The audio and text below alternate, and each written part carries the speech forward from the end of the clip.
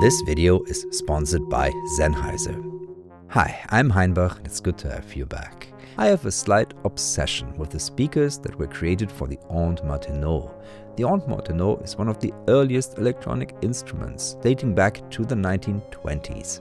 As groundbreaking as it was, it has a rather limited tonal range. But the inventor, Monsieur Martenot, solved that by creating a set of rather unusual amplification devices he called diffuseurs. These turn its simple oscillations into wonderful acoustic tones that blend well with traditional instruments.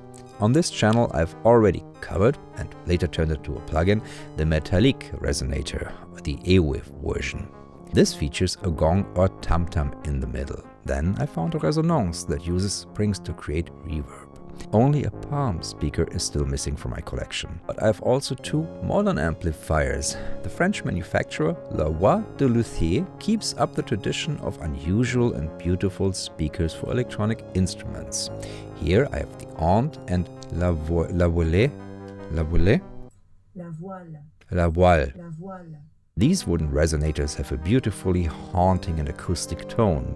That is something that Hans Zimmer discovered too and made use of in the Dune 2 soundtrack. Now, since I have all of these, I was looking for something interesting to do with them. And here another obsession of mine kicked in. I have a deep interest in the methods and instruments used by the early electronic avant-garde.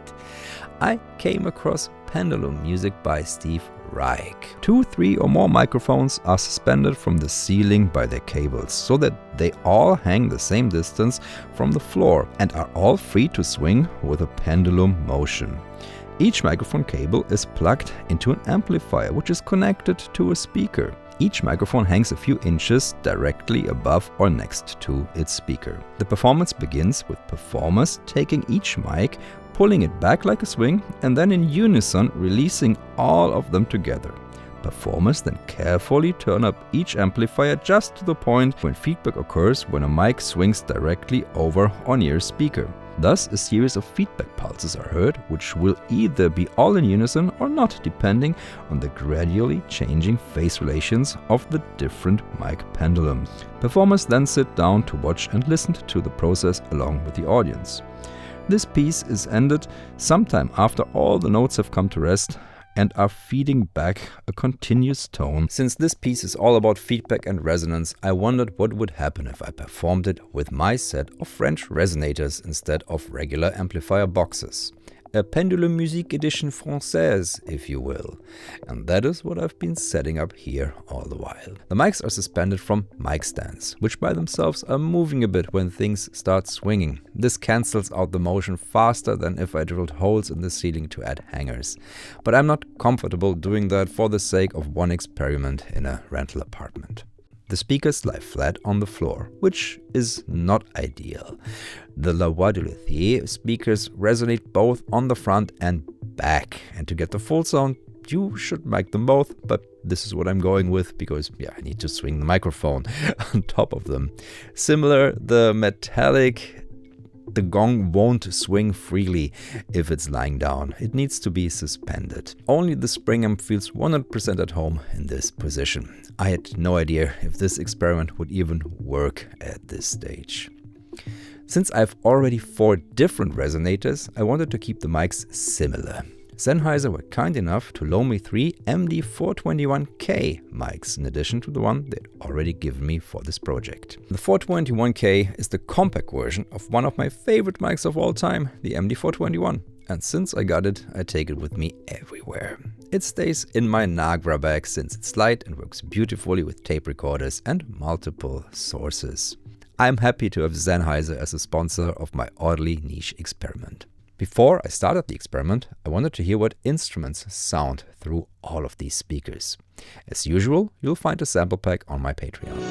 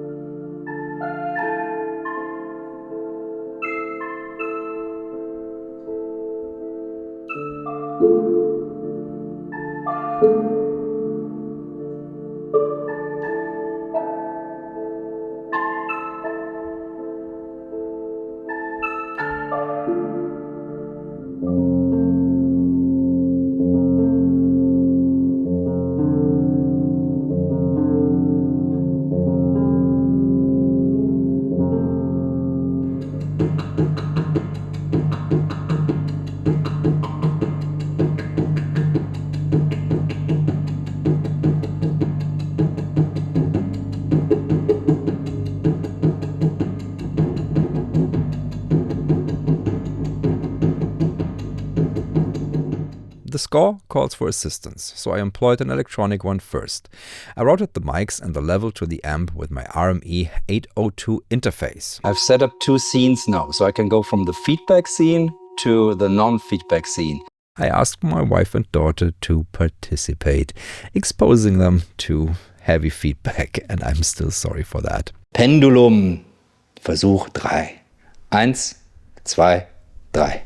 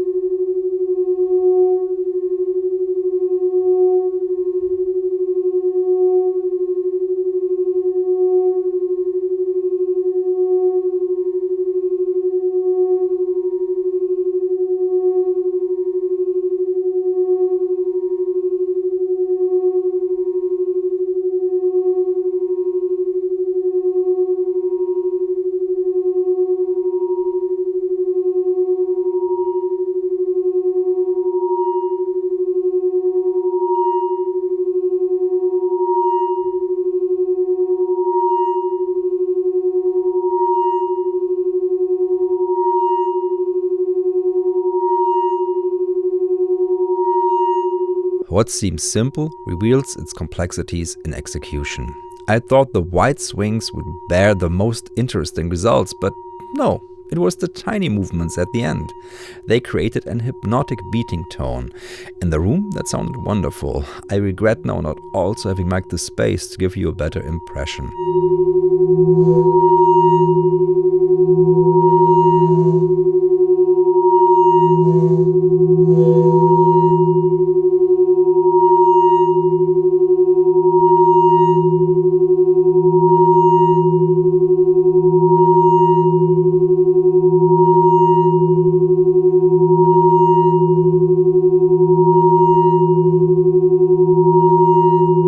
The experience of watching the mic swing and creating sound was special too. The wide motion and the imperceptible movements of the resonators made many things click for me in the way some of the best art does.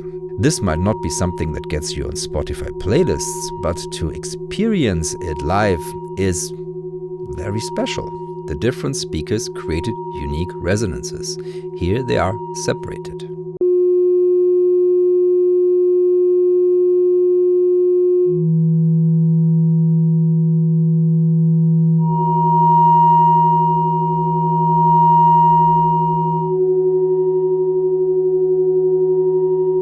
This was my diffused version of Pendulum music. I have a few ideas on how I could make it better, but for a first run, I liked the results.